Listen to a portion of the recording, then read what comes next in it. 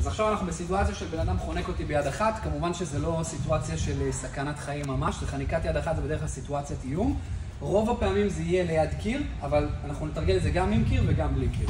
אז ברגע שחנקו אותי פה ביד אחת, התקדמו, נעשה דבר פשוט, יד באה ליד שלו, ביחד עם מכה, ואז אני נכנס ברצף מכות לפנים, ברכיים, פטיש, ועד שאני יכול או להוריד לכיוון רצפה במכות, או להמשיך במכות בעמידה ולעצור את זה.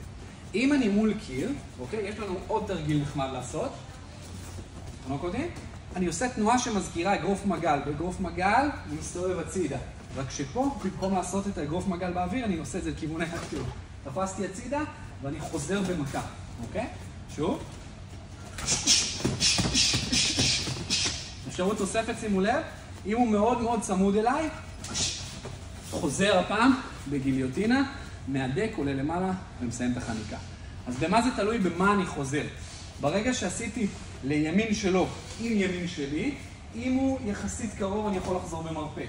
אם הוא מאוד קרוב, אז אני יכול לחזור בגיליוטינה.